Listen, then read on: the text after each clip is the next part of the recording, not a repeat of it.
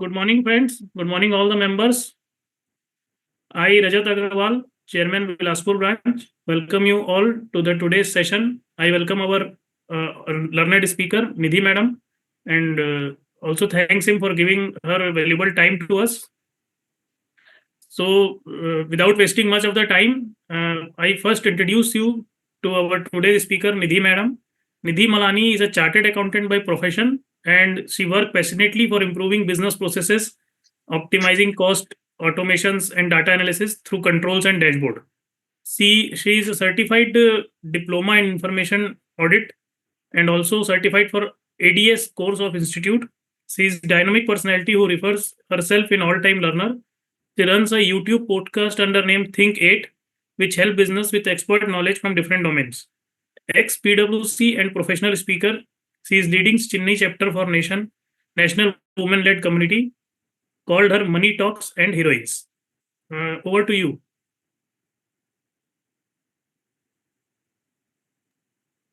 Thank you so much, Rajatji, for this beautiful introduction.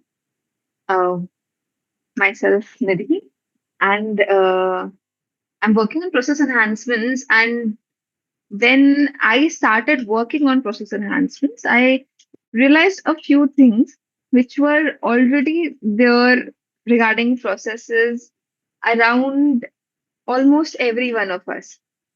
We are lucky to be born in India, and uh, one of the main reasons is that being in India, the stories which we listen from our childhood itself, the stories around which we are born and brought up, they have some um, really intelligent thoughts behind it.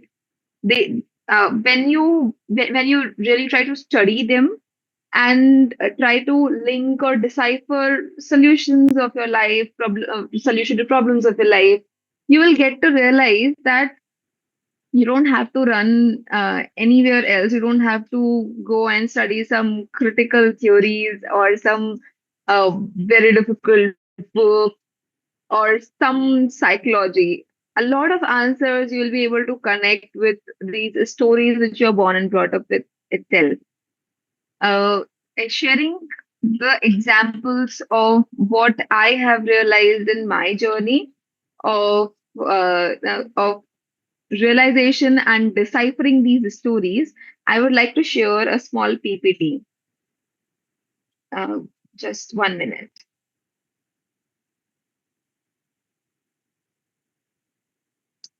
Is the screen visible?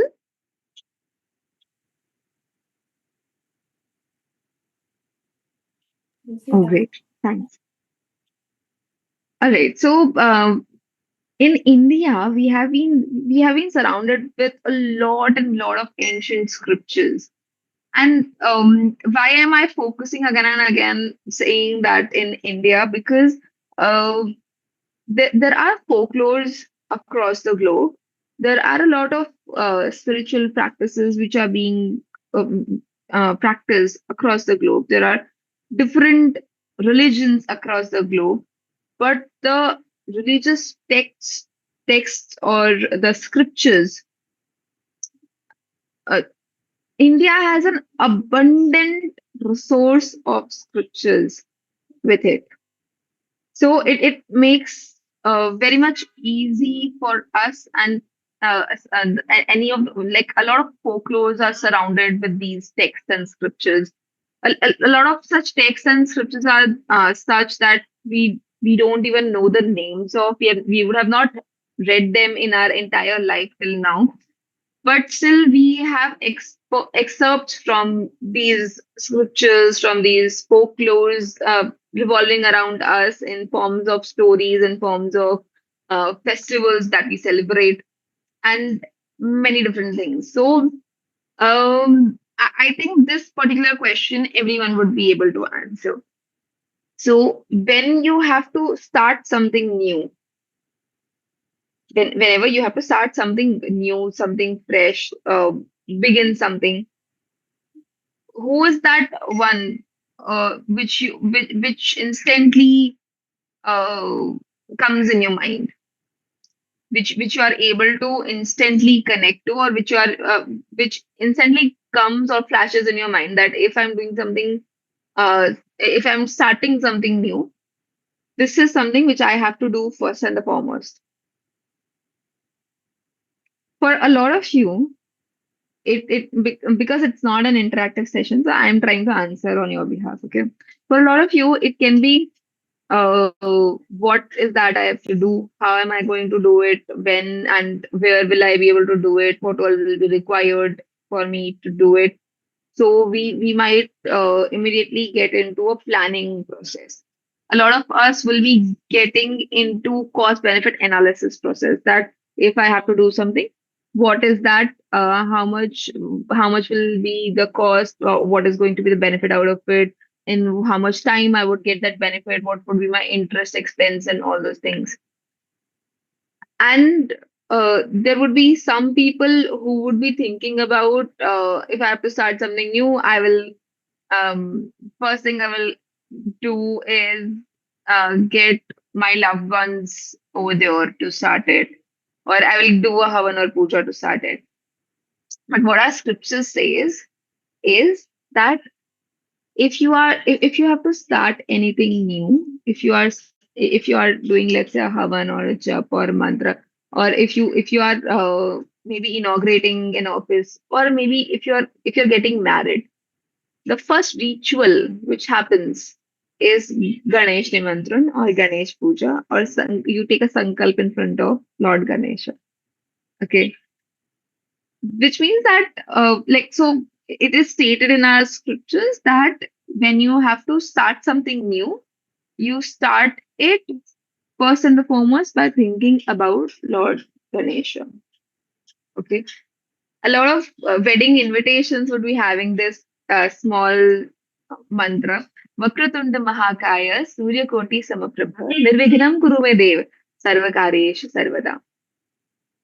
And because it is about new beginnings, new startings, and we are at the fag end of the year, where we have to, we are into a position where we are going into starting an entire new year of our life.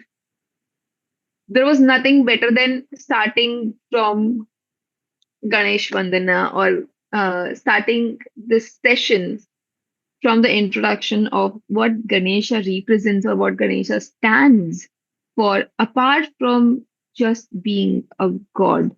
Or if there is something which we as professionals can learn from Lord Ganesha.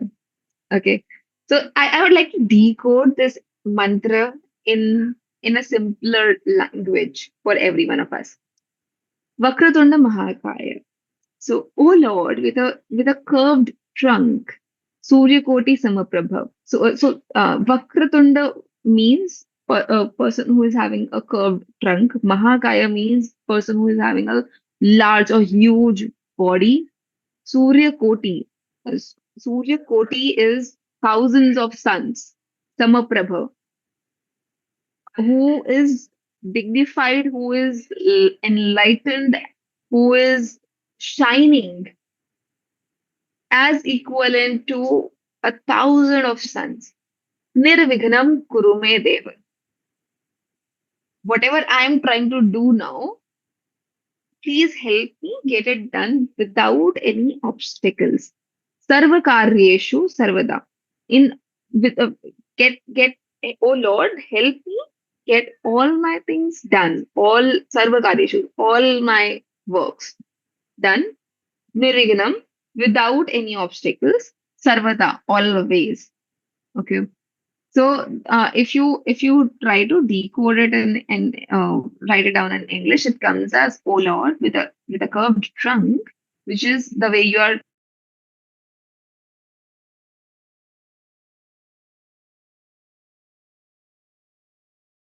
many sons. Please make my entire work obstacle free forever. So before before you even start a work, you are thinking about Lord Ganesha, that that he bestows his his wishes, he bestows his glory and grace so that your entire work gets done without obstacle always, and it can keep on running without any obstacles. Now, if you want to compare it with today's era, okay, with today's day and age, there are many things we are doing day in and day out.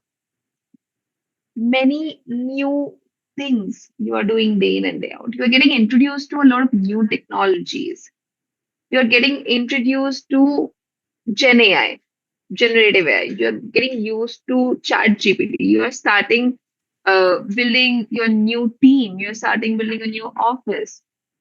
Apart from getting marriages done and apart from conducting havans or homes at your place, there are many other new things which we are getting into. But even before getting into a new industry, a new market, a new specialization, and a new technology, anything new, the the core principle, the core strength which you should and you do end up getting into it is having proper system and process. And in today's day and age, systems and processes is what signifies Lord Ganesha immensely. So, with the advent of technology, with the upcoming changes, with the technology which is changing every 6 months. I think 6 months is a huge period, which is changing every 2 months. There is something new in every 2 months, which is very useful for you. There are many different things, and everyone is evolving. Everyone is creating something new. Everyone is upgrading themselves. People, skills, tools, softwares, everything is getting upgraded at a fast pace, extremely fast pace. But in this extremely fast paced environmental change, what you want to survive is having a very strong and robust process. A very strong system needs to be at place. If you do not have, if your roots are not strong, if your structure is not strong, there's no way you will be able to survive in this ever changing competitive environment. Let us think about our own practices. So, people who are running their practices from last 10, 20 years, if they were dependent completely, if they are not structured, they have not they were not diversified, you can see even them saying that these are the most difficult times we have seen in our entire practice. Why? The reason is not that they are not competent anymore. The reason is not that um, something has gone away. The reason is that they were not having those systems, those strong strengthening systems or processes in their organization, which could help them stay strong and change at the same time with the changing pace of the environment. You could, at the same time, you could also see firms who were following a system, a proper process of doing things, of executing things, of licensing, and they are still able to survive. Not just survive, now they are even able to grow at a much more faster pace. They are they are now expanding their wings across the globe. Why? Because of the small, simple reason that they were focusing on their systems and processes. We see US as a uh, very strongly economic country. A lot of startups, a lot of good organizations were born in US and they were spread across the world. But do they also worship Lord Ganesha? In a way, yes. In essence, if you see, yes, they do worship Lord Ganesha. The companies which have uh, thrived, which are from US and they've thrived, from UK and they've thrived across the globe. They're the ones who give a very good importance to not just execution, but the way of delivery, but the way of support services. They were having systems in place. They used to break down the big problem. They used to break it down into small, manageable tasks, and that was a way they took their organizations forward. They've broken their task into smaller pieces, and they even today they are able to track those pieces. They track metrics. So the performance evaluation in these big companies or in larger corporates or in MNCs is not on basis of what the manager is feeling. It can be a certain percentage, but it's not completely based on what manager feels about you. It is more about what is the performance. If a lot of methods we have seen in our business studies textbooks, which came from people originated in US or working in US. For example, as simple as piece wage rate systems. What do? They studied that what is the average time period in which a particular process can be completed. So even to understand that how much time the process is going to be completed, you have to understand that there is a process which can be identified separately. You have broken down the process. You now studied that what is the average time everyone is taking to reach to complete that process. Let us say it's 5 minutes. In 5 minutes, a box can be manufactured or a box can be assembled. Okay. Now, if someone is taking more than 5 minutes to assemble the same box, their wage will get affected. So they have created an entire system. System do not mean only computers. System do not mean only data. System is a lot about combination of the tools of the technology and the human brains, the human psychology. So so they are actually implementing, they are actually uh, using all the principles which Lord Ganesha was trying to teach us, trying to tell us from ages. Since they were executing it, they are far ahead of us. But now is the time that we also realize that there is something different in a normal glass of water and a Bisleri bottle, a well packed bottle of Bisleri. And now even we are trying to focus on what and on the need of the softwares, on the need of the technology, on how can we inculcate or imbibe technology in our systems in a way that we can derive only benefits out of it. But in order to have a strong system at your place, at your organization, in your team, in your office, there are a few things which you need to learn from Lord Ganesha. Okay. So starting from head to toe, if you can see, he has beautiful eyes. Okay, two eyes as us, beautiful eyes, but very small eyes. Okay, which indicates the focused inputs for a system. Any system should, whatever inputs you are getting in your system, whatever inputs are getting into the system, should be very much focused. Okay, which means suppose you need a PAN card, then your system should be asking for PAN card only. It should not. It should not be that you are entering TAN number in place of PAN number and your system is running fine. If that is happening, you are going to get into a soup because when the return get processed, you are going to get an error that there is a PAN mismatch and that's why it cannot be processed. You cannot generate Form 16A assuming. So if it has to be PAN, it has to be PAN number only.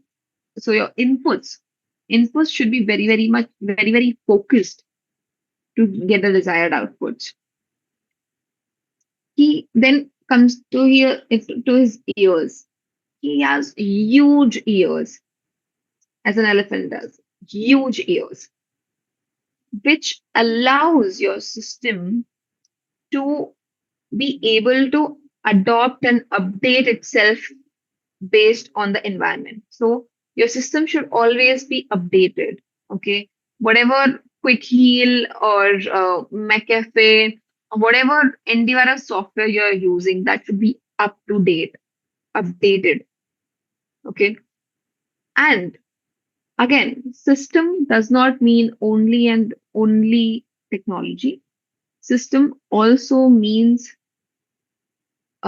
things around you. For example, let's say uh, the government came up with a rule of, let's say, audit trail.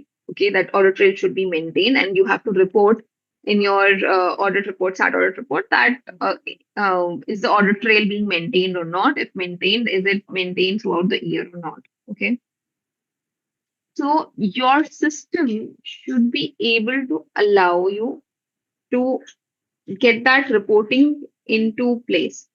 For example, when you are closing the books of accounts, you should, if you have a checklist, let's say, okay, if you have a checklist of requirements as per Companies Act, all right, then you have checked every single point, and then that every single point, your audit trail is also there. So if by chance you have even missed checking the audit trail, while ticking that checklist, while checking that checklist seriously, you can you can go back and confirm that, okay, I missed out checking the audit trail. So let me go back, or let me ask people that how to check it, and let me go back, check it, and then tick this off. But if this checklist itself is not there, you might at the end of the day, like if the client, especially if the client is coming at the last moment, you can easily miss out on having that audit trail done. A lot of us in industry, also a lot of us end up doing some silly mistakes like not attaching a document, or copy while copy pasting something, we have missed out doing something. Okay, a lot of this happens.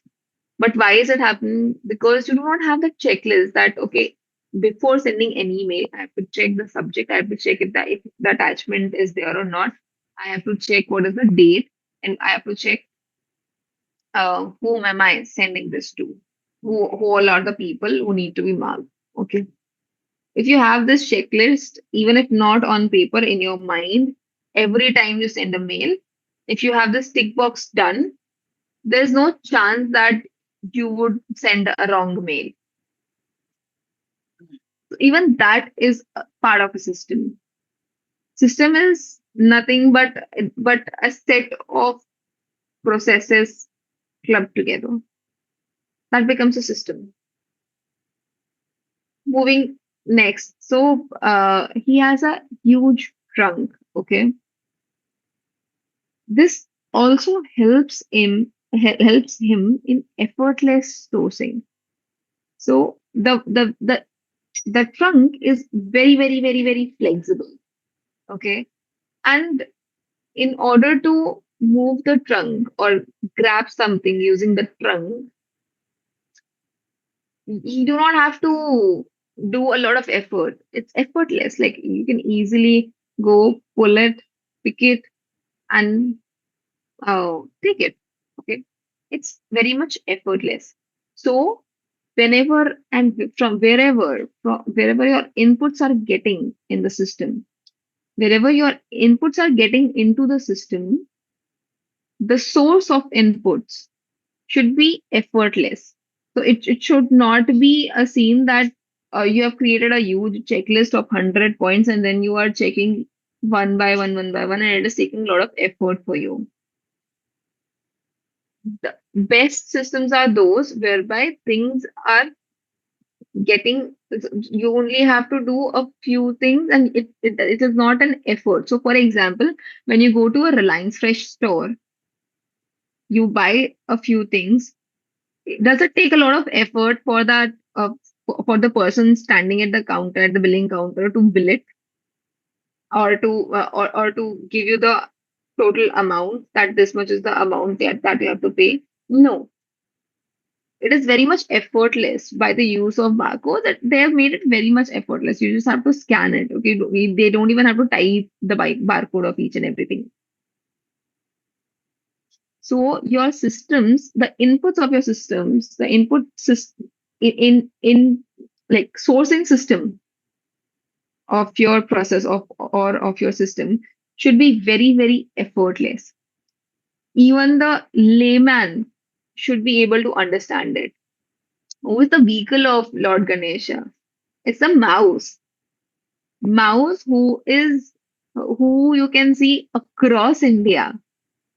Wherever there is a group, wherever there is a stock of grains, you can easily find mouse. So your system should be such that even a person, like the person who understands grain, or the person who have very, very basic knowledge, can also use your system. Trunk also signifies one more thing. So we often say this quote, "हाथी के दांत खाने के और दिखाने के और." So the front end, there should be something called front end and something called back end in your system. The front end is for showing it to others. The back end is where the processing really happens. Okay. So even if you are, let's say you are going for an audit, and in the, so the data which you want, you have to very much, it's always better that you specify that we want head count. Let's say you are doing an audit for payroll. Okay, so you have to be very specific that we want the head count. And if it's way more better if you can give the format of the head count as well, and ask them that please give me the head count. Please give me that would essentially give you the total number of employees, and you want the head count monthly basis. Total number of employees, how many left, how many joined. Okay, and then you just ask for ESIPF challans, all right, and the salary register. Now it would become very easy for the auditee to give you these three things, or the HR team to give you these three things. Okay. But what you are doing, how you are checking it, what and all you have done to check the accuracy or the completeness of it or not, you need not tell that upfront. You do your processing. If something major comes up in your checking on or in your auditing, then you explain that what is the problem that you're not able to solve. If the auditee is not able to understand that, then you show that what process have you done and where the problem is, or what the problem is. Okay. So, and same goes if you are in industry, if you are solving a problem for your team, or if you are building a system, the system should be having a front end which is very, very easy to use. The front end should always be very easy to use. Then the front end will take all the inputs, then you process it and get the outputs, or take it into different areas, whatever you want to do, however you want to process it, and after that create dashboards again, which is very much easy to consume and easy to understand. Make the summary of whatever processing you have done in such format that it's very, very easy to understand. All right, so that is what the trunk shows. The presentation is also important. There is a huge importance of the presentation as well. Do the crunching, do the processing, very, very intense processing. But be cautious of what you are presenting in your system. Balance with purpose. So he has four hands. Okay. So number four always signifies balance. Okay. And his four hands also signifies the balance between various aspects of a system, the humans, the tech, the um, emotions side of it, and the outputs or the vision of your organization. A combination of the balance of all these four is what is actually required in a strong system. Then coming down to his tummy, a huge tummy, a giant body, like a very good physique he has. Okay, which tells you that any kind of system should be having a storage capacity, a huge storage capacity. If your system is doing 10 things, your storage capacity should be such that it could do the 10 things for 10 years and you are able to store it. And it becomes very, very important for people like us who are into auditing and bookkeeping and taxation and whatnot. We are supposed to store the data of our clients. Even in industry, like if it's your own organization, or even if you are an employee in any of the industries, you have to keep your books of accounts safe. You're working, whatever working you have done today, you are there. After maybe a few months, you might not be associated with this organization for any of the reasons, but the work has to go on. So you should be having backups. You should be having proper backups, proper storage system in your organizational system or in your organization's process. The data storage is a very, very important component of any strong system. On-demand outputs. So when you see when you see his trunk, when you see him, and when you see his hands, the position is like one hand, it's a sweet, okay, laddu we call, and another hand is giving vardhan, okay, which also signifies that your systems would be strong if it's easy to extract the information out of it when you actually need it. All right. So whenever you need that information, you should be able to extract it out. And that's the basic idea of having a huge data storage as well. Then layman's is that we have already covered. He's always having a mouse with him, which signifies that how much important it is to for a layman also to be able to approach your system and get things resolved. And one more thing. So we saw his four hands, okay, but this is an image of Lal Bagh, Ganeshi from Lal Bagh, okay, that's situated in Pune. Now you just see in his four hands, on the top of the hands, it's a lotus flower, and in this image, the same image, the image of the same Ganapati, it's a trishul and a weapon. Okay, I think we call it first, and I'm not really sure. Sorry for that. But and also you at the bottom, I have kept the Ashtavinayak. Okay. Now, if I zoom in and show you, all these eight images are very different from each other. Very, very different from each other. Some are small, some are huge, some are uh, spread in width, some are sleek. Okay. In some, the trunk is in one side, and some the trunk is in other side. But in any of these images, you can still identify that this belongs to Lord Ganesh. And that's the beauty of having a strong system. It is very, very customizable. It is customizable based on the need and the type of industry you are into. So you're having a strong and robust system does not mean that it cannot be changed as per the needs of the environment. It can be very much changed as per the needs of the environment, but still keeping a few basic things intact. And that's what is signified by Lord Ganesha's foot, his legs. They're very small legs, okay, which means that the systems should be flexible.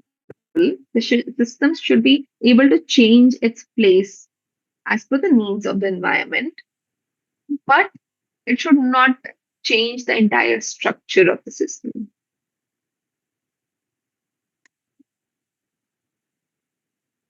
Now, when we talk about systems and Lord Ganesha, there is one more story associated with Lord Ganesha and praying him first and the foremost. And that story is that once, there are different versions of it. I'll tell what version I'm able to get hold of immediately. So there were Lord Ganesha and Lord Kartikeyan. They were sitting in Kailash, and a few other Devgans also joined them, and all of them were arguing that uh, I have the most of the power, so I should be worshipped first. So Indra says that I am the god of uh, clouds. I'm the god of rain. So I should be worshipped first because I am the in charge. I am the minister of all the devatas as well. So I should be worshipped first.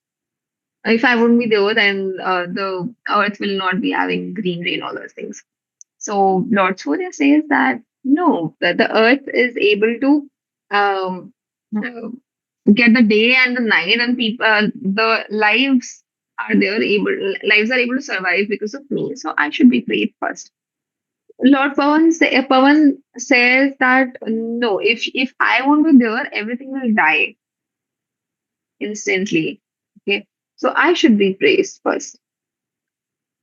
And Lord Ganesha says that I am the system, so I should be paid first. I am the and Lord Ganesh and Lord Karthikeyan both are the kids of Parvati and Lord Shiva, Ma Parvati and Lord Shiva. So they are also saying that we should be praised first. So so a small quarrel was going on. Naradji was passing by, okay, and he saw all this happening.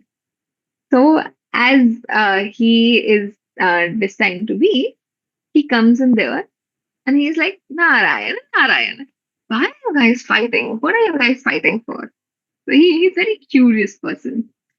So everyone tells him that we are superior. So everyone says that same thing, that I am superior, so I should be worshipped first, and other one says that I am superior, I should be worshipped first, and all those things. So he said, "Nice. Let's do one thing. This is a genuine problem. I think. Let's do one thing. Let's go to Lord Shiva. He is the Mahadev. He's the Devata of all the devs. Let us go to Lord Shiva, and we will probably get an answer." Okay. Everyone went to Lord Shiva. Now Lord Shiva and Ma Parvati were sitting in Kailash. Okay. And when this particular problem was introduced to them, Lord Shiva says that fair enough. The doubt actually makes sense. Let us do one thing. We will conduct a race, okay, and whoever is able to complete their race first, like what you have to do. What is the passage of the race? You have to take 7 rounds of the entire universe. Whoever is able to complete that first and foremost will win the title to be worshipped first and the foremost for any event, havan, or anything. Okay. Everyone is excited. Everyone was very happy.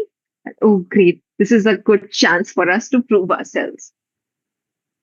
Now, Lord Ganesha was also there. He also wanted to participate in this race. But then he saw that I have a mouse as a vehicle. If I go across the entire universe in like physically, I won't be able to complete it before everyone else. That is for sure. Okay.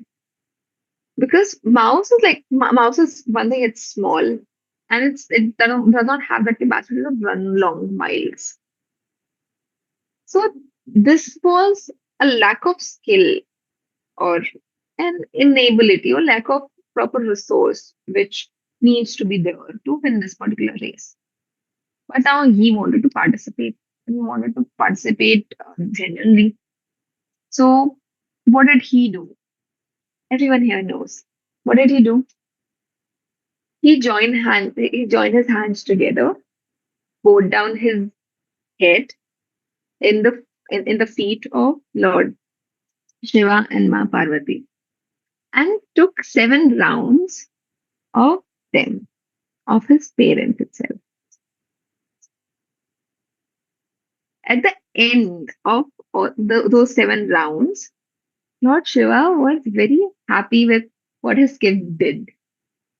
And he declared that the winner of the competition, winner of this race, is Lord Ganesha.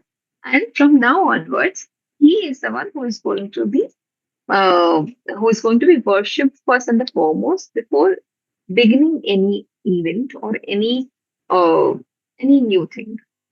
Okay.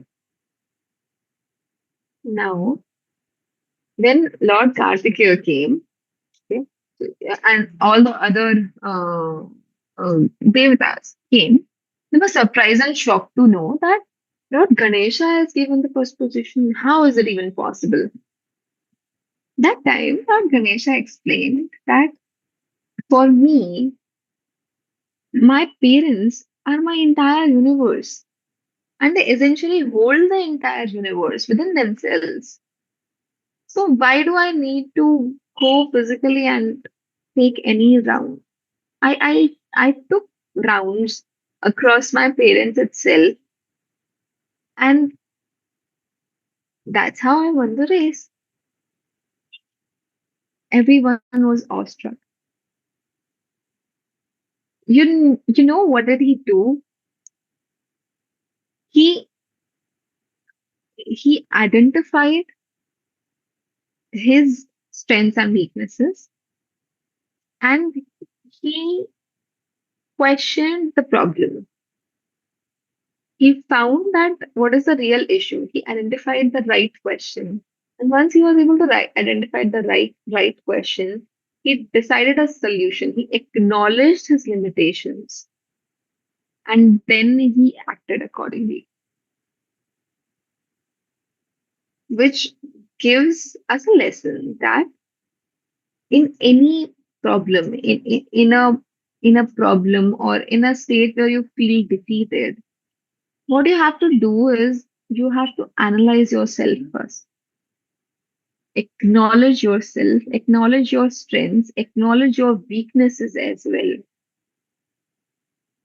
More than acknowledging your strength, it's important to acknowledge what your weakness is, what your limitation is, not even weakness, what your limitation is. And taking that into consideration, derive to a solution which caters your limitations as well as your strength. And then act accordingly. You can overcome any kind of challenge, any kind of failure, any kind of defeat if you go by this method. So I tried to research as well, and I found that there are many reasons to defeat, many reasons of getting defeated uh, or getting a failure. Okay, one of the reasons is deviation. You started something else, but then you deviated from your path, and now you started doing something else, and then you realize that, oh, this was not where I had to go. So let me come back. Okay.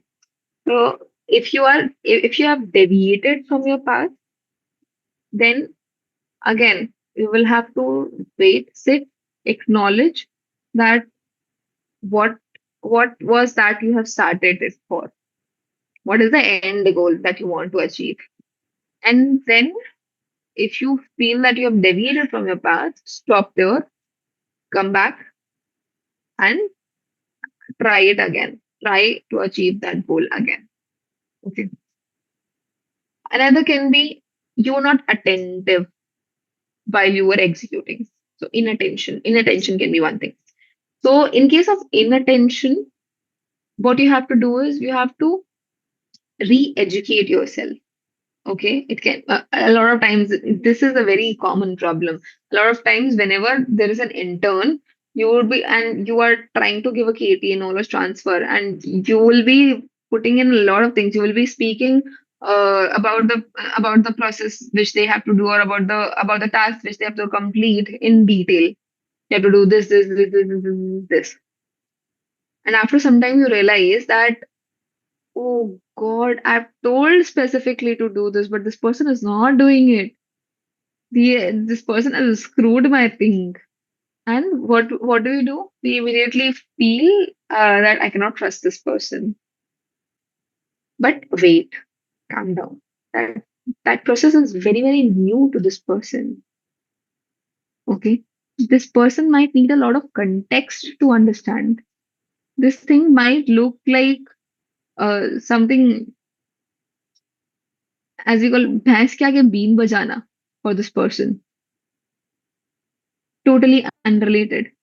So you have to actually give a lot of context to this person again, re-educate this person, and then be very supportive and interactive in what this person is doing. Let them do it, because if they do not do it, they will never, never, never be able to complete it the way you want it to be. But you will definitely have to coach a lot in this kind of situation. All right. Lord Ganesh also paid attention to what his parents were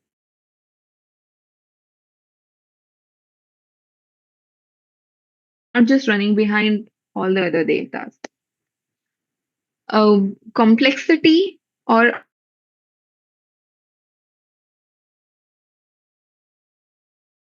complex, or there can be something very unpredictable which came in, something which you have not predicted at all, and it came in, and now you are like, what to do? So it's time, read between the lines. Okay. This problem was also, in a way, it was also very complex. Okay. I'll give you another example. So, um, there was a demon called Bhasmasur. Okay. And he did a very um, disciplined penance to impress Lord Shiva. He was a disciple of Lord Shiva, and he did a great tapas to impress him. Impressed by his tapas, Lord Shiva actually came to him and he said that, I'm very happy with your penance. I'm very happy with your discipline and with your sadhana. Now you tell me what you want. Give it to you. So what did he ask? He asked that, you give me a vardhan whereby if I place my hand, because he was a demon, like not and he was not having that much of strategic brain. So he thought of testing that does it really work. So what did he ask? He asked that if I touch anyone, that person should get burned. Whoever on whoever's head I put my hand, that person should get burnt. Okay. Osho was like, okay, that seems to be a decent something. Wish granted. Tathastu, as you say. All right. Now this person is very happy, but this person is like, I have to test it. How do I know that this will actually happen or not? And what did he do? He ran behind Lord Shiva himself. Extremely unpredictable situation, very complex. Now he has granted a wish, and if he has granted a wish, he cannot take it back. But because he have to honor that wish, that penance which this person was doing for him. So What did he do? He was running behind Lord Shiva. Now Lord Shiva is running everywhere. That, oh my God, where should I go? What should I do? What should I not do? Anyone who, and he is after him. Okay. So Lord Shiva went to Lord Vishnu and saying that, Lord, please save me from this person. He is going to kill me. And if I get killed, then what will happen? So there will be a disbalance. There will be a huge disbalance in this entire universe. So please save me. Now, the Lord of Creation, Lord Vishnu, what does he do? First and the foremost, he changes his swarupa. Okay, he changes himself to a feminine figure called Mohini. Right, and he took his Mohini avtaram and he went to Bhasmasur. Bhasmasur got attracted by Mohini. Okay, and Mohini started dancing. Right. And in the dancing, she saw that he was really impressed and attracted by her beauty. All right. Then she asked Bhasmasur that, so Bhasmasur asked her that, would you marry me? And she was like, okay, I would marry you, but you have to dance with me first. And whatever steps I am doing, you will also have to do that. Bhasmasur was like, okay, all right, now so I am only the king of this entire world, entire universe. No one can beat me because I have the superpower. He was very much proud of his power, and he was like, okay, fine. It's like, what's big in this? I would also dance. So in the during this process of dancing and making him imbibe her steps, she did a step like this, whereby she put her hand, her palm, on her head. And Bhasmasur, without realizing that what he is going to do, but what he's going to enact, he was lost in the dance and the beauty and attraction of Mohini that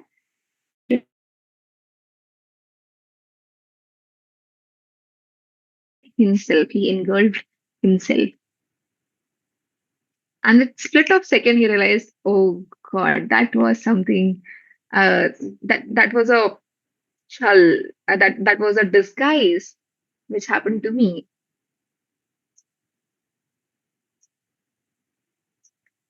Okay, so even if it's a complex situation, even if it's an unpredictable situation, try to read between the lines, try to decode what the real problem is, read between the lines, and you will find your solution. At times, a lot of times, there would be a case which you'll be fighting or an assessment which you will be fighting, and it comes out that when you are reading it multiple times, it comes out that this particular notice is time barred. Bingo, you're out of the penalty. So you have to read between the lines. That's an art. It will take time, but this is what it is. Instinct to innovate. So at times we are just that we have to innovate something. Okay. Now, if you have innovated something, but then you have failed or in mid of it, you're not able to complete that innovation. In that passage, you would have definitely learned a lot of things. There are people who do businesses, but then they're not able to survive or scale that business, and they have to they just sell it off. But at least you did a lot of things. You got a lot and lot of learning in this passage. So you should celebrate it and reward it. Okay. So there are many other examples in our ancient scriptures which tells you that how you can actually battle or how you can overcome your defeats or failures in a very constructive format. And this also brings me to a very very interesting input or very interesting learning which we as professionals can get from our ancient scriptures, which is the art of appreciation. We have always heard this, like especially at the time of Ganesh Chaturthi, we've always heard this around. Ganpati Bappa Moria, Mangal Murti Moria. Now you know Ganpati Bappa. Who is Ganpati? Who is Bappa? Ganpati Bappa because he's the Lord, so we say him Bappa. Who is Moria? Moria is not the name of Ganpati. It's not an exclamation mark. It's not hey, hi, hello. Moria is the name of a saint who who did a great penance and who did a great tapas in towards Lord Ganpati. And this was the Ashirvad, the blessing given by Lord Ganesha himself. That because I'm very happy and I'm very impressed by the intensity, by the tapas which you have given me, which you have done for me. And that's why from now onwards, I will be remembered by your name. And what we are doing, we are running behind uh, the firm names of ours. Our firm name should not change, or our name should be there in my firm name. That's why I do not want to go for a consolidation. Everything else is set. I have a perfect tuning with the other person. We have different specializations. We have set it up that what we are going to do if we join hands together. But we do not want to join hands together. Why? Because our ego comes into place. Because we want our name first. And see over here, they have joined their names so beautifully that if you if I if you would have not known about the story, you would you would not be able to decipher the difference between Ganpati Bappa and Maurya. It is that much in sync. Another story about appreciation. Who does not know about Lord Ram and Lord Hanuman? Lord Hanuman, he himself is an incarnation of Lord Shiva, a Swarupam of Lord Shiva. And Lord Ram, he is incarnation of Lord Vishnu himself. But Lord Hanuman is an all-time devotee of Lord Ram, all-time devotee. And there's a phrase in Hanuman Chalisa, uh, Hanuman Chalisa, which was written by Tulsidas, which says, um, "तुम मम प्रिय भरत संभाई." Now, Sri Ram, Sri Ram, uh, after the entire episode of Ramayana, when they went back to Ayodhya, at different places, like at different instances in the entire Ramayana, Lord Ram has considered Lord Hanuman as his brother. And the beauty is that he's compared to Bharat. Bharat, who was sitting in Ayodhya, guarding the throne, but dedicating that entire, still being very, very dedicated to Lord Ram. So in this small phrase, there is an appreciation for Lord Hanuman and there is an appreciation for Bharat at the same time. The appreciation should be such that you are not able to define that who is the provider of it. It should be so um, non-transactional in nature. That is what a real appreciation is. So in the same sentence, there are two appreciations hidden. and which is so beautiful. So even when Lord Rama was battling in the grounds of Lanka, even at that time he was missing his brother Bharat, and the level of dedication and devotion Bharat was having, he's comparing that same with Lord Hanuman.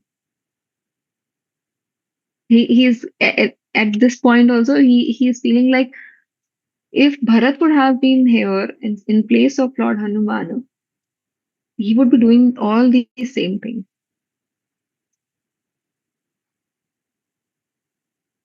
So acknowledging and appreciating even what is not there with you currently is also very important. That's the art of gratitude as well. You have to have gratitude towards whatever you have.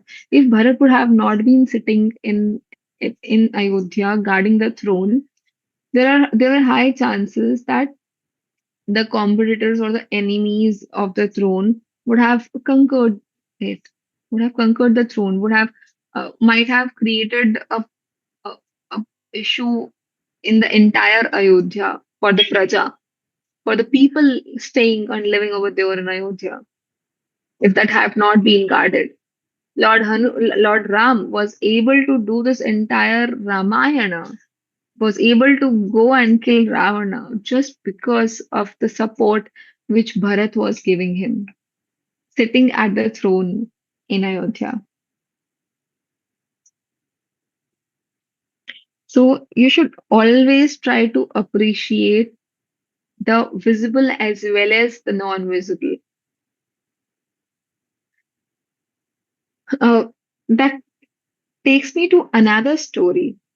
So I'm not sure how many of you would have heard about Pandharpur or Lord Vithala in Pandharpur. So there was a saint, uh, um, not a saint. There was a bhakta named Pundalik. Okay, and he used to worship Lord Vishnu. Okay, and one day Lord Vishnu was very impressed by his bhakti. So one day he decided to visit him at his place. So he came, but at the time he came, he knocked the door. And Pundalik saw that there is someone standing. So, but at that particular point of time, what he was doing, he was serving his parents. So, Pundalik said that you please stay there. Like there was a brick at the door. Okay. So he said that please keep your foot on the brick. Please stand on that brick for the time being. I'm serving my parents. Once I'm done with this, I'll come and get you. I'll come and escort you inside the home. Please stand on the brick so that because outside there was a heavy rain which was happening outside. So please stand on the brick because so that your feet do not get dirty. Lord, Lord Vishnu was so impressed and so awestruck by his act towards his parents and towards him at the same time that he decided to stay there on that brick forever. And because a brick in Marathi, a brick is called vit, not vit. And thal is the place. The place is called as thal. So that's why from then onwards, this particular um, place and this particular inscription or the um, image or the murti of Vigraha of Vigraha at this place is known as Vittal. So now this also has a beautiful appreciation for the act which Pundalik did. And in our scriptures, repeatedly you will be able to see that the acts which have a lot of human aspect involved are respected like anything, are appreciated like anything. We have a huge length and breadth of such examples whereby the emotions displayed by different humans in different capacities are being honored by lords, by even by lords, like by gods who can change this entire planet, entire world, entire universe, who has the capacity to create different universes. But this small element of emotion, of human love and bhakti and dedication is being respected and honored by even those mega powers. This tells us a lot, this teaches us a lot that how we should appreciate.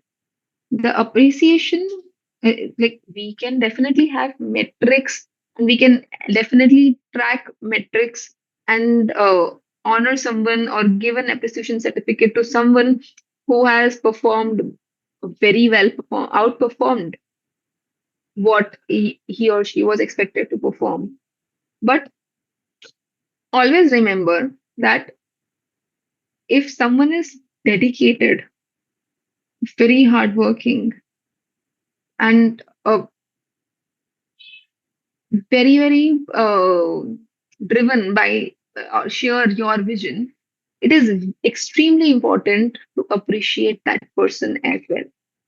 Now, the form of appreciation can be different. The form of appreciation can be monetary. The form of appreciation can be acknowledgement. The form of appreciation can be um, helping at the right time. But the most important thing is having the appreciation. In today's time, like we have seen, like, so where I have done my articleship from, there are people associated with that particular organization for some long 10, 20, 15 years. But now, today, if you're starting your practice now or you're building your team now, people are not going to be associated with you for longer if you are having only transactionary appreciation. Okay, you achieved this, that's why you have been given this particular thing or you have been given this particular bonus. No, the appreciation needs to be informal as well. The appreciation needs to be very much giving in nature. The appreciation needs to be true and honest.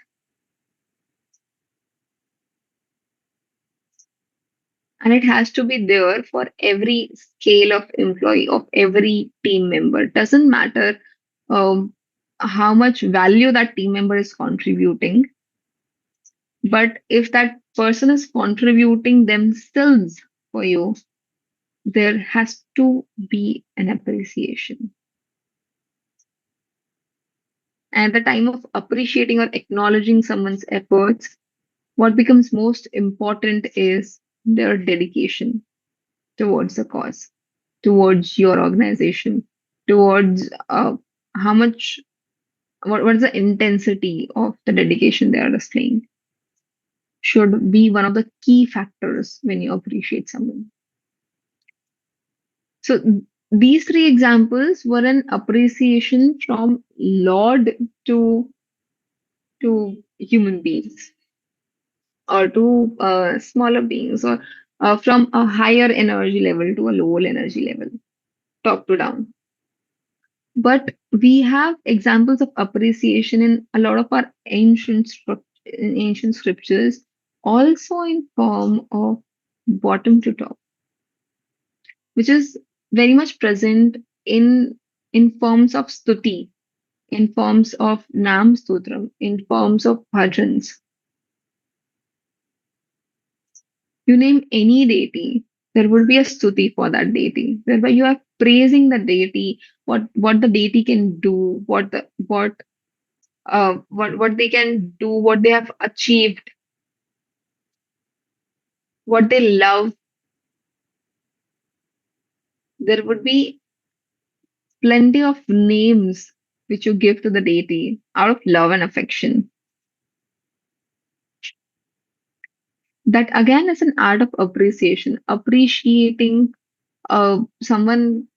If you want to appreciate someone high, sitting on a higher position than you, there also appreciation is very important. You have to honor what they have achieved. You should honor what what they have achieved and what they are able to achieve. Feedback is two-way, same way appreciation is also a two-way process. And then coming to last but not the least, which is stages of leadership. We have all been knowing that there is something called Navaratri, which we celebrate. Now, there are four Navaratri celebrated in India. Okay. Two are Gupta Navaratri and two are normal Navaratri. So one is in the month of, like, it's in October, November, which is winter season, and one is around April, May, which is summer season. Okay. And the most important one is considered to be the one which is in October, November, or in winter season. Okay. But the significance of Navratri is Navratri tells you about nine forms of the same goddess, nine forms of the same goddess. Okay. And uh, each form is dedicated one night. So one night for each form. We pray, we celebrate, we enjoy, we play garba, we pray, we do mantra japas in different parts of the nation. Navratri is being celebrated in different ways. Okay. There are, you will find traditions of people decorating Navdurga and other forms of the lords, and preparing jhankis, uh, uh, and different formats. Okay, a lot of different formats are available. In different state, you will find a different format of worshipping Navdurga, but they are being worshipped across the country. Even globally, also they might be getting worshipped, but in India, we are very much playful and vibrant around what we wish and what we worship. So I'm discussing only about India right now. Now, this Navdurga are forms of one single person who is Ma Parvati. Just imagine if someone is being celebrated, acknowledged, and trying to be impressed across the country. Is that person not a leader? The person is a leader. Everyone is talking about it. So definitely they have led something. They have a lot of followers whom they are leading. That's why they are leaders, right? So Navdurga or Ma Parvati is the classic, is the epitome of what leadership is in two formats. Okay. Format number one, whereby the Navdurga represents different stages of life of a woman. And in that way, every single woman becomes a part of leadership. Every single woman has some aspect of leadership within themselves. They're born leaders. But the fact is that when you talk about corporates, or when you talk about leadership positions which we consider as leadership positions currently, their own the ratio of women versus men. Women has a very small ratio in the top decision making uh, stream. Okay, the top decision making community, top leadership community across India. So in if you talk about mid-level management, there are 25% women holding leadership positions. But when you talk about the strategic level decision making, the ratio falls down to some 8%, 4 to 8%. But that doesn't mean that women are not good leaders. It just means that currently their priorities are something else. They're trying to lead some other space and not in corporate. It doesn't mean that they are weak. And this is very much clearly evident in Navadurga, in the way we worship Navadurga, in the energy and the grace which you get when you worship Navadurga. So the first form is Ma Shailputri. Ma Shailputri means daughter of the Himalayas. Okay. So the first and foremost form is the daughter form. All right. So in daughter form, you so there are two aspects of it. One is the aspect of life of a woman, whereby as the women grows and grows, how does she become more of a woman, or how does she imbibes goddess Parvati? The other is which belongs to every single individual. Every single individual can become a leader in whatever they are doing. They can become a leader in whatever they are doing if they are able to imbibe Navadurga, or or what what goddess Durga wants to tell. Like if they're able to seek, if they're able to absorb that, and if they follow it, every single individual, doesn't matter a male or female, every single individual can become an effective leader, can become a great leader in their domain. Okay. So I'll be discussing the second part of it, that stages of leadership with Navadurga in this particular session. First stage, Ma Shailputri. Shailputri is a daughter of Himalaya. Okay. So daughter of Himalaya means like she is a daughter. Okay. She is a kid. The basic nature of any kid is they are very curious, very, very curious. So if you want to become a leader in your own domain, you have to be, first of all, you have to be very, very curious about what you want. Okay, what you're looking for. You have to be curious about what you're studying. What all is there in your domain? What all is connected with your domain? Be curious about everything and anything which comes across you with respect to your domain.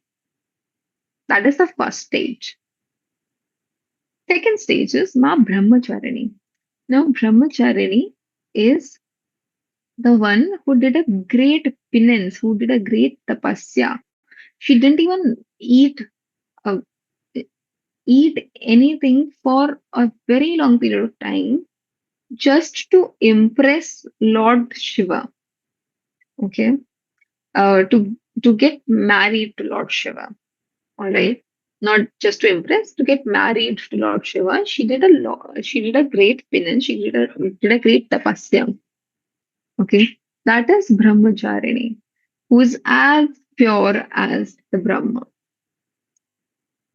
Now, the second stage of leadership comes whereby first stage was you were very, very curious.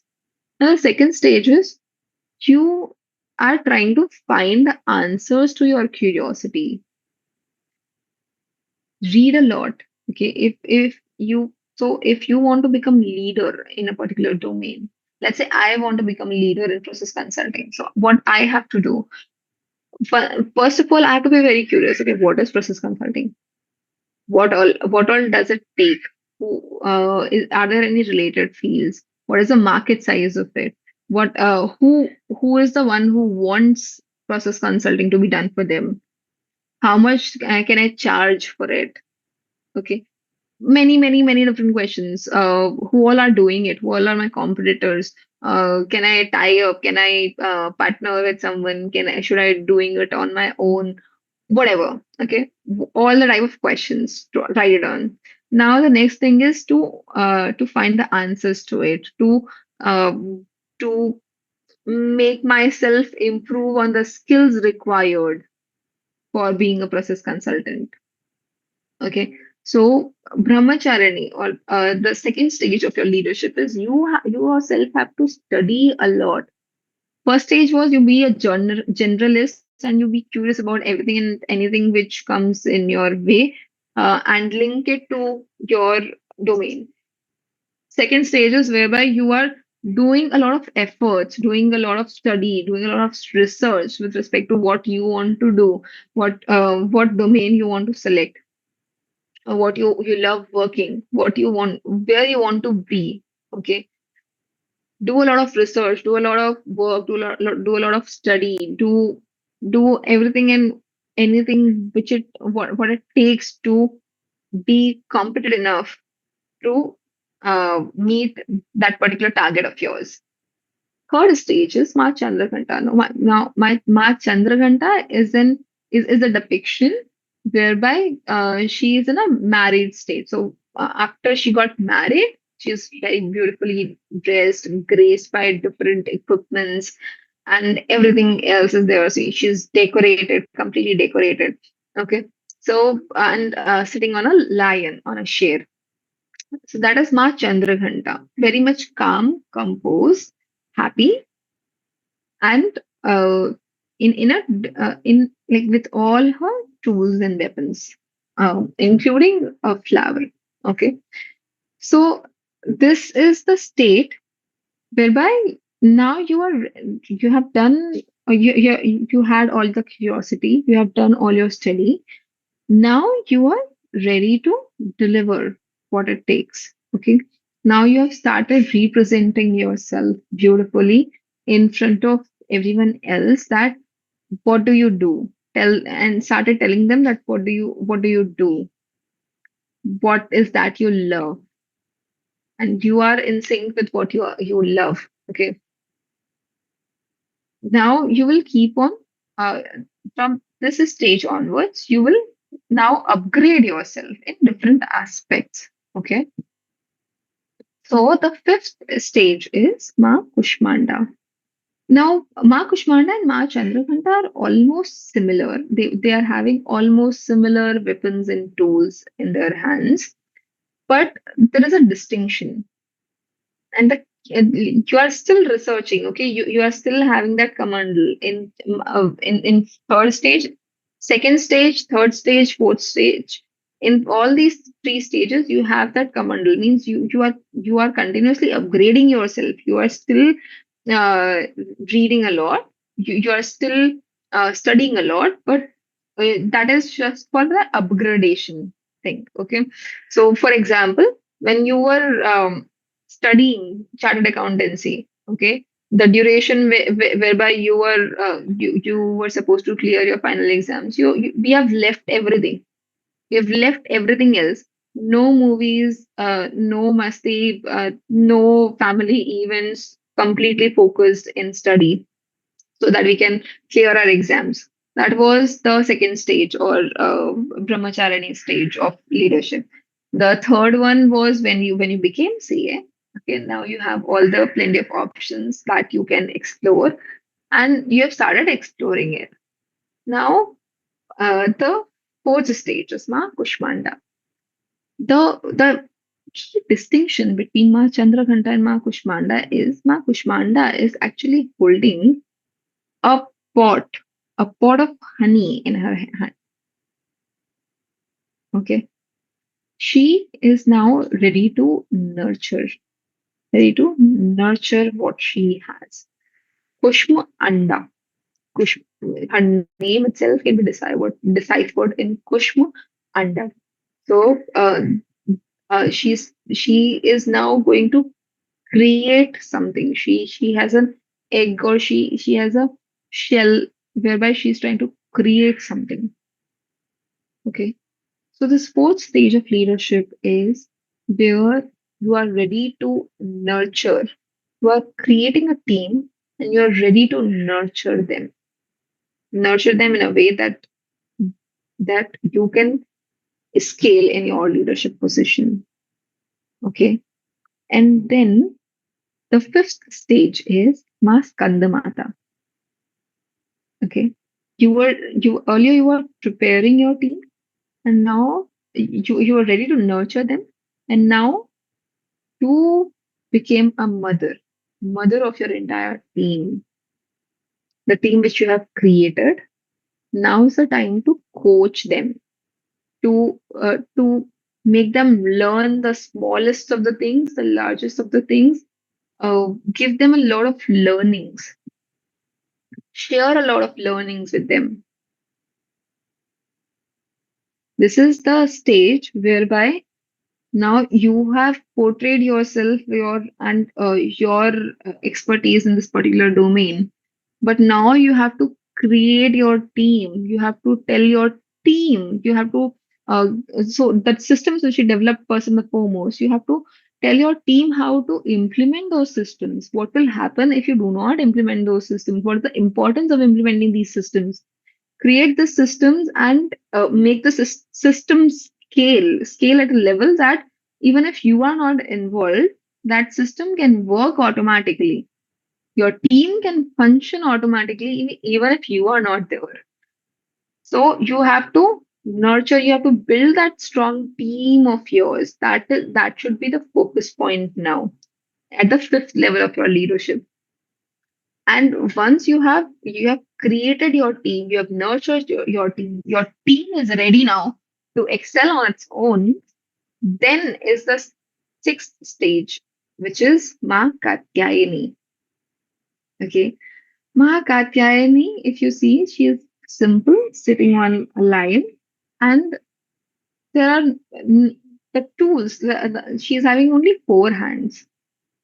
Two hands are in Varamudra, and one hand is having lotus. The other hand is having a um, talwar. We call, I don't know, and I'm just missing what we call that in English. So, but only one hand is having a weapon. Okay.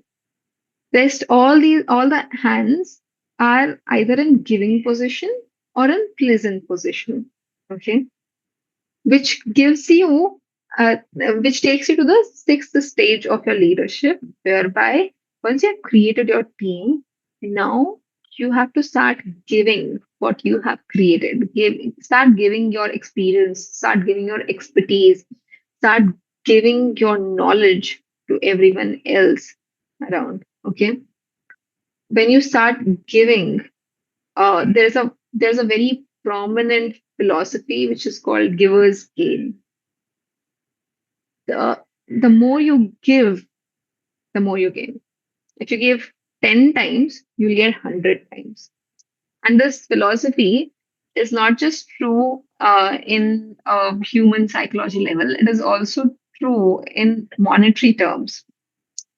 So in economics, during 11th, 12th standard in economics, when we used to study macroeconomics, there was a concept of multiplier, investment multiplier.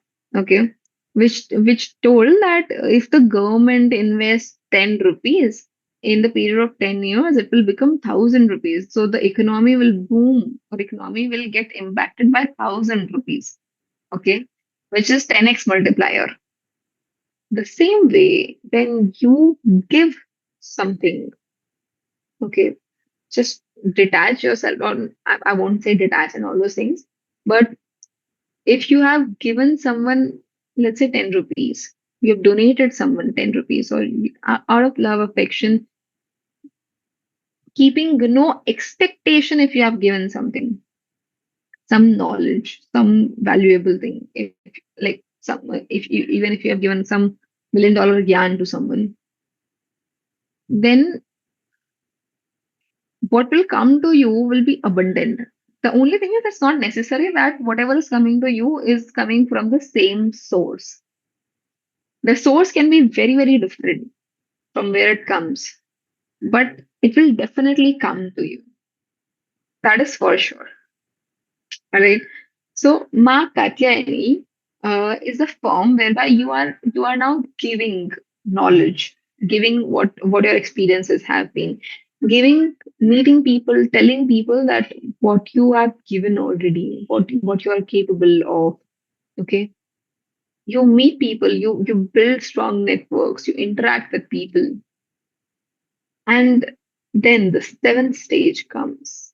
Ma Kalaratri. Ma Kalaratri is the form in which Ma Parvati got converted as Ma Kali, and she killed Mahishasur. Okay, so Kalaratri is a form which has absorbed all the darkness. The entire she was as dark, as pitch dark as night, the darkest point of night. She was as dark as that. She is sitting on she is sitting on a donkey. Okay. Donkeys are very, very, very famous for doing hard work. Alright. So donkeys are very, very, very famous for doing hard work. Doing work like anything. And that's what you have to do once you have created your team. Systems are in place. You have built your network. Now what you have to do is disruption and only disruption. Go to the darkest point or the bleakest point of uh, the problems or the skills which you do not have, and work hard on improving those skills. Improve those skills for yourself.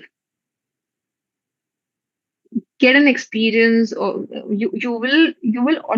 the time you reach here, you will automatically get a lot of bad experiences.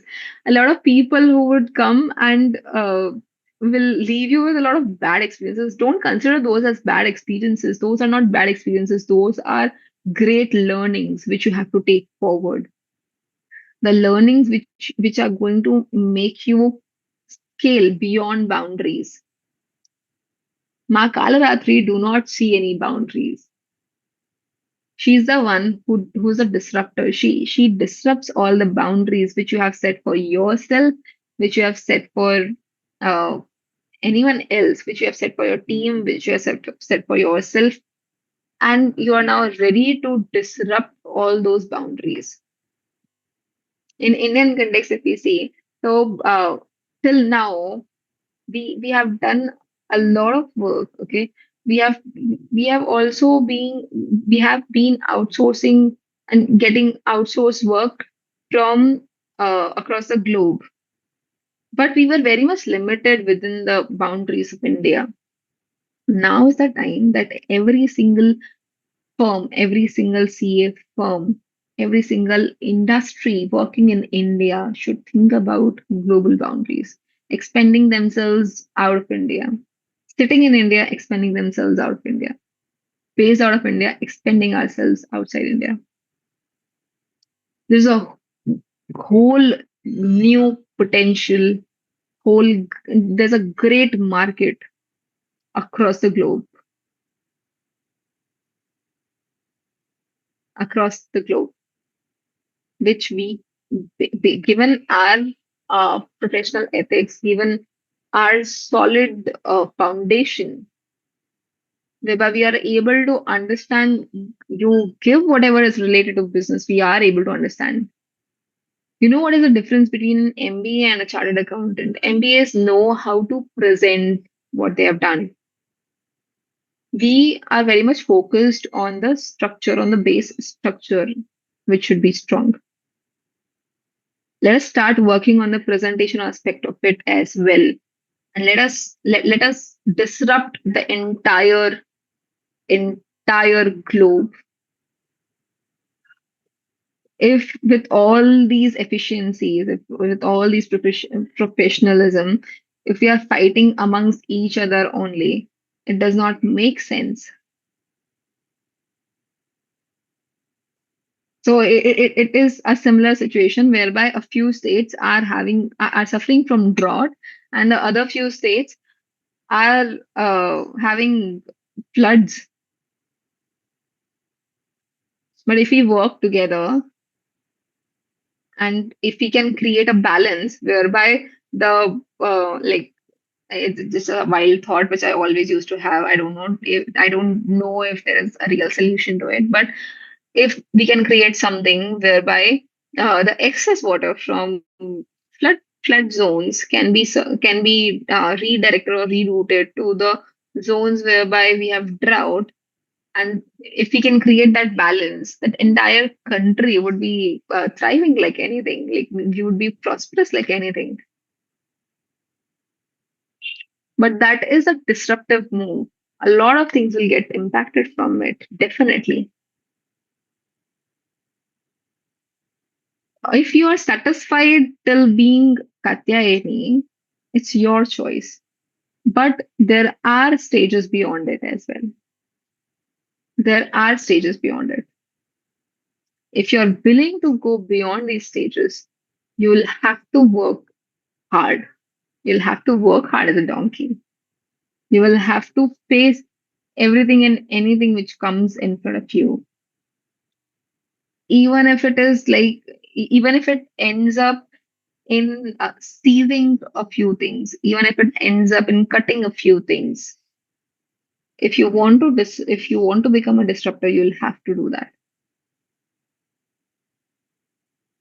And the most beautiful thing is that even if you see Mankal Ratri, two of her hands are in Varamudra.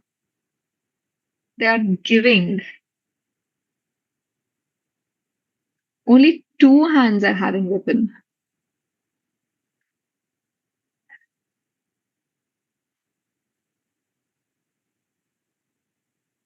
And it's so beautiful if you notice in in in the entire uh, Navadurga, everyone else is shown as a fair picture in a fair complexion, but she is the one who is shown in the dark complexion.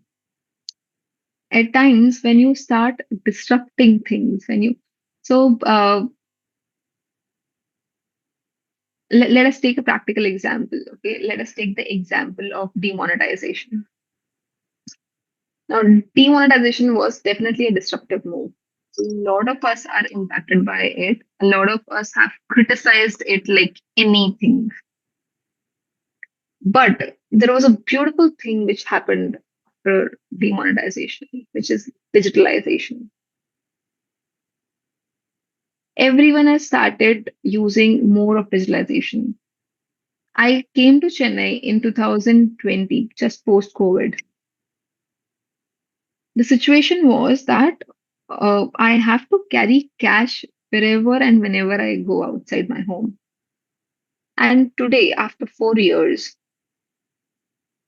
today even even the shopkeeper next door, even the sabzi wala, the people who sit on the road and sell fruits and vegetables and flowers, even they are accepting Google Pay or Phone Pay in this very cash dominated landscape.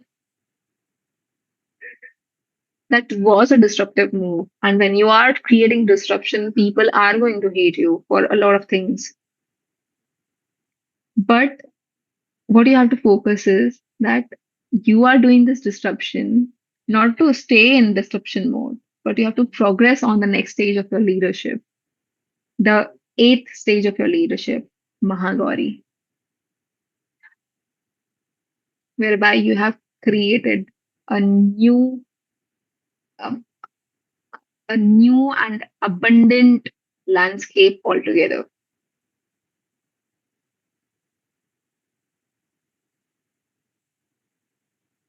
Now you are the only white light in your domain.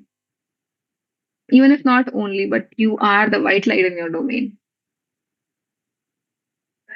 She is in mode of celebration. She's sitting on a cow. She is having a damru in her hand, which is denoting celebration. Even in this mode, she is a giver. She is giving. She is she is blessing everyone. And one trishul for protection. Again, just one weapon, but it's very very different than Katyayani. If you compare Katyayani and Mahabharata, these are very different in themselves. That's the eighth stage of leadership, whereby you have created the entire disruption, and after that, you have created a benchmark. You have set a benchmark which now others have to achieve. You are still very giving. You are giving a lot of knowledge. You are giving a lot of experience. You are sharing a lot of knowledge and experience. You might be uh, writing books, okay, but now you are the experts of your domain. There would be critical situations and aspects which you would be able to solve beautifully in your domain. And of leadership is Ma Siddhidatri. Now, Ma Siddhidatri is the one whom everyone praises. So, if you see a typical picture of Ma Siddhidatri alone, demons, humans, devatas, rishis, munis, everyone is bowing down to her. It is that ship in where everyone who has crossed your path is going to bow down and respect you, salute you for the things you have done, for the work you have done so far. They would try to create a bond with you. The same people who were cursing you would come to you if and get a picture with you.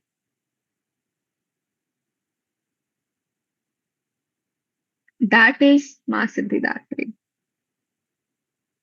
And these are the nine stages of leadership. Leadership which comes from our age old ancient scriptures, which we have been observing day in, day out, every year, which we have brought up around, which we were brought up around. It is completely imbibed within us. We just have to realize it and take our actions forward to make a substantial difference, to disrupt and to lead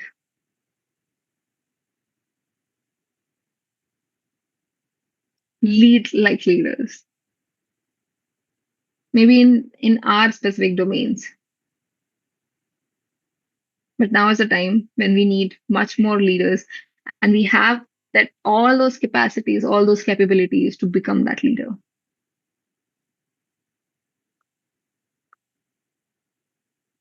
I hope I was able to add some value to the perspectives which all the honorable audience, all the speaking audience here is is asking for. Let me go to the questions which are being asked. Question number one: what are the management lessons learned from the scriptures? So I hope I was able to answer this. What do the scriptures say about the women empowerment? Um, this also I've answered. I've tried to answer all of this. If you have a specific question, then please let me know about that specific question. I would be very happy to answer. But if it is something which I've already been covered, you can please let me know if there is any part which you are not able to understand. How do we manage conflicts as per the scriptures? We have discussed it at length and breadth. How to present yourself before clients as per our ancient scriptures? Interesting question. So, presenting yourself before the client. So, for this, you have to first understand that what your client needs. What is the expectation of your client? Okay, keep that in mind. That if you're not able to meet their expectations, their technical expectations, it doesn't matter that what you are, how you are presenting yourself. So there are two types of presentation. Okay, one is the physical presentation of yourself. How do you look? How do you behave? How do you speak? How do you present yourself? And the second is the work aspect of presentation of the work which you do, what you are able to do, what will you be able to do for your client, and why should the client trust you and not someone else. So there are two aspects of it. Okay. uh, the work aspect of it is very, very critical. If you have been able to manage the personal presentation aspect but not the work aspect, it is not going to make sense. You're not going to become a leader. But if you are able to present your work beautifully, then your personal presentation skills, even if it is a bit here and there, that would work. If you're not able to speak a great English or a great Hindi or a great language in which you want to communicate with your client, that would still do till the time you are able to give him the work which he or she want. Okay. So when it comes about presentation, uh, be very, very focused on what is the expectation, or what is the work expectation out of you. Once that is done, uh, coming to personal presentation aspect, if you see Navdurga, in all these forms, they are neat and clean, very neatly and cleanly dressed. Okay, even if their hair are open, then also it is clean. It looks decent. It looks nice. Okay, you can have a little bit of jewelry around yourself. All right. Uh, uh, if we talk about males, again, you have to be neat and clean. Okay, even if you want to have a beard, it should be neatly managed. It should be clean. Even if it's beard, it should be very neatly managed. So you should look neat and clean. If you want, you can use a few accessories for yourself.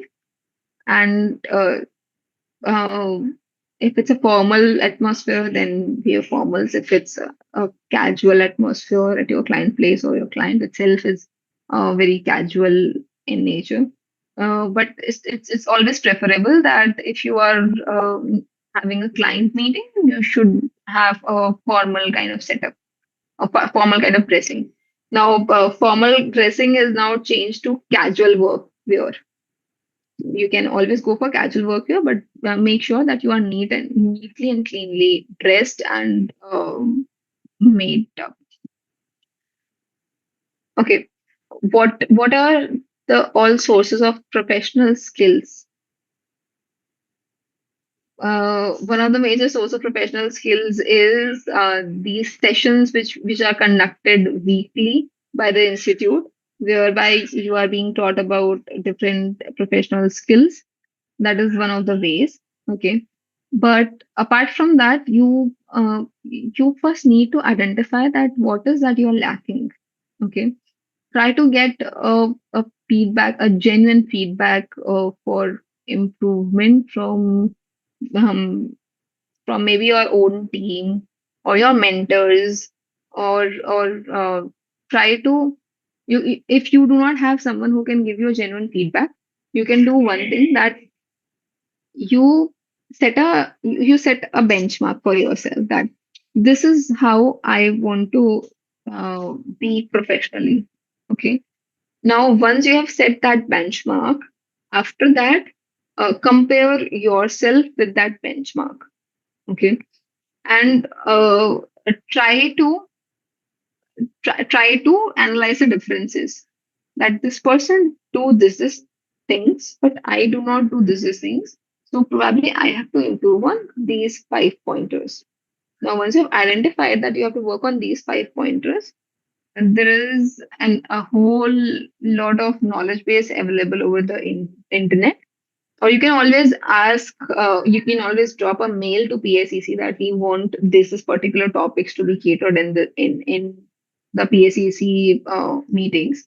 And I'm sure Sambit sir would be happy to take those topics forward. Sambit sir, any other questions? No questions. Right Okay. now, CA Rajat Agrawal invited to render his vote of thanks for this session. Sure. Hello. Sambit sir. Sir, I would like to invite our branch Sikasa chairman, Udit Soni ji, for vote of thanks. Thank you, sir. Thank you, ma'am, for such an amazing session. And the things you told us, connecting all things with the this spirituality, and especially जो नवरात्रि का आपने बताया, नवदुर्गा का, and those were amazing. I thank you. Thanks a lot. Thank you, Sambit sir, for organizing such an amazing webinar for us. And thank you, Rajat Agrawal ji, our chairman. Thank you, sir.